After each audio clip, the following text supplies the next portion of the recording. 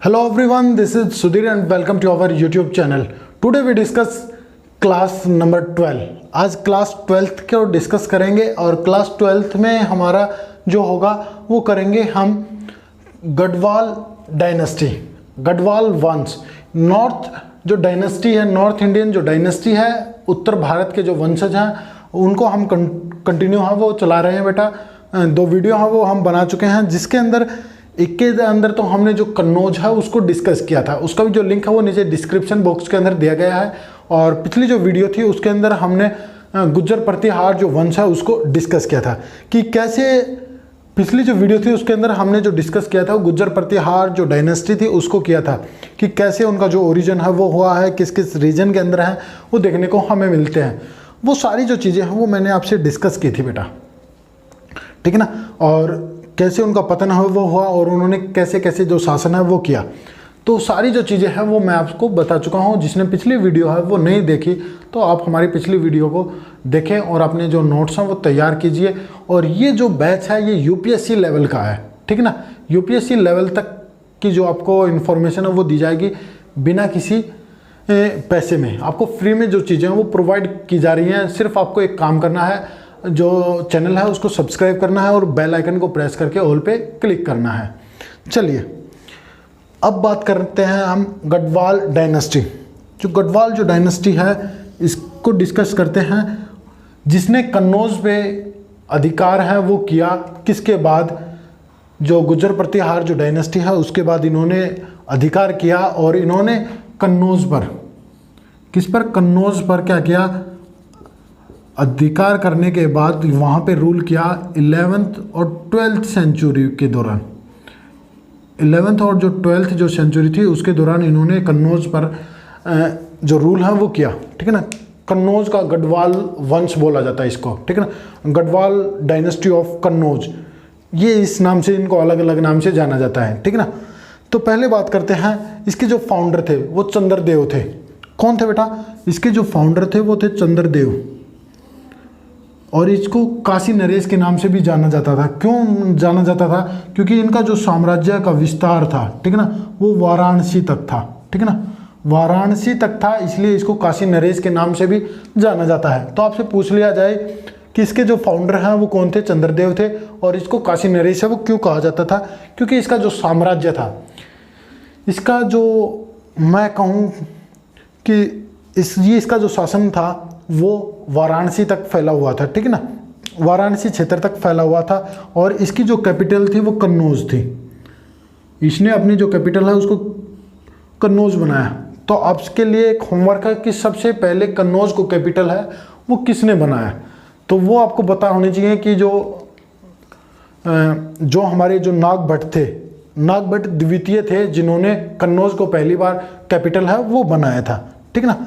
और इन्होंने एक टाइटल है, एक उपाधि है वो धारण की, जिसको महाराजा अधिराज के नाम से जाना जाता है। महाराज अधिराज के नाम से इसको जाना जाता है, एक टाइटल है वो धारण की इन्होंने, महाराजा अधिराज के नाम से इसको जाना जाता है। फिर एक चंद्रदेव का एक पुत्र हुआ, ठीक है ना, फिर उसने रूल है वो किया, इस डायनेस्टी को आगे चलाया, मदनपाल जो चंद्रदेव था उसका लड़का हुआ, उसने रूल है वो करना स्टार्ट किया और उसका जो नाम था वो मदनपाल था। मदनपाल के ड्यूरिंग रूलिंग टाइम पीरियड के दौरान क्या हुआ, तुर्किश अटैक हुआ, ठीक है ना। इसके शासनकाल में क्या हुआ कि जो तुर्किश अटैक हुआ, ये सबसे इंपॉर्टेंट है बेटा, किसके शासनकाल में तुर्किश अटैक है वो हुआ, ये आपसे पूछ सकता है। तो वो हुआ है मदनपाल के शासनकाल के दौरान, ठीक है ना। तुर्किश अटैक हुआ और तुर्किश ने मदनपाल को अरेस्ट कर लिया, जो बंदी है वो बना लिया, ठीक है ना, बंदी है वो बना लिया, अरेस्ट कर लिया। और इनके जो पुत्र थे गोविंद चंद्र, ठीक है ना, गोविंद जो चंद्र थे, ये इन्होंने इसको मुक्त कराया।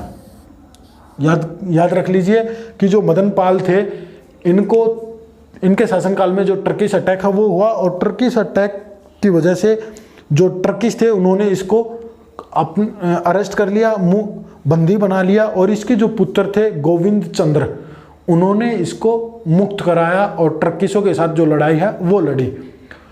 गोविंद चंद्र ये इस डायनेस्टी के सबसे पावरफुल, एक शक्तिशाली राजा थे, रूलर थे, ठीक है ना। सबसे शक्तिशाली जो था वो था हमारा गोविंद चंद्र, ठीक है ना।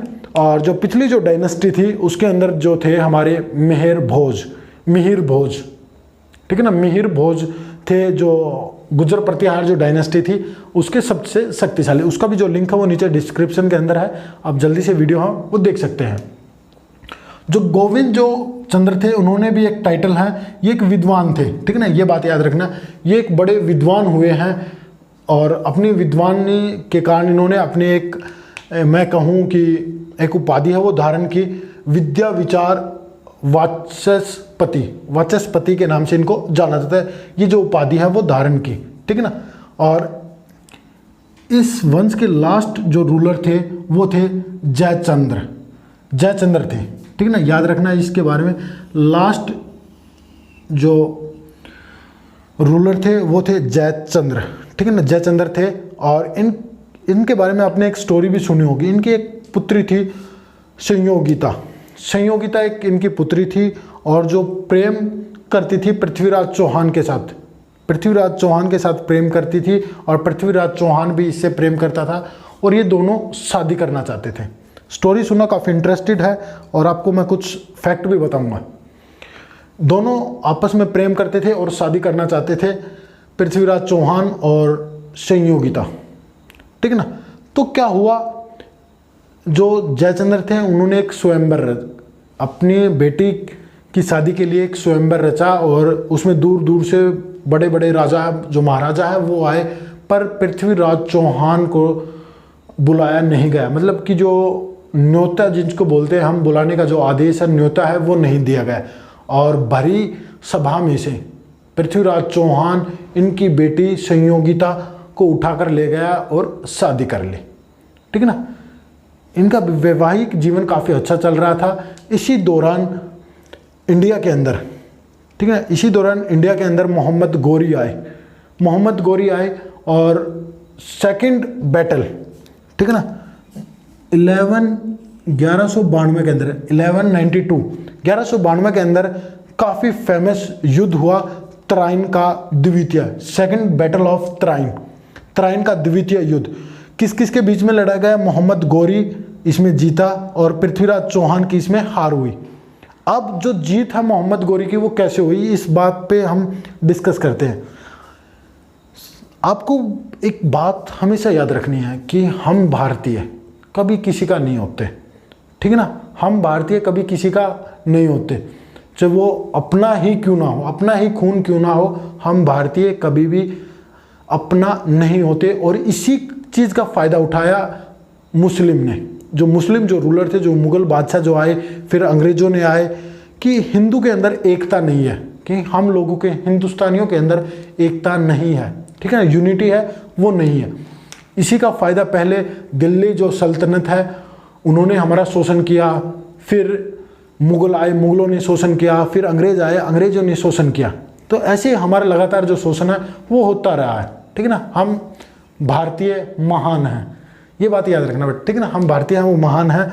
मोहम्मद गोरी जो बैटल ऑफ त्राइन जो सेकंड है जो बैटल हुई, इसमें उसको जो जीत है वो मिली और इसकी जो हेल्प है वो जयचंद्र ने की, कि जो जयचंद्र है उसने इसकी हेल्प की।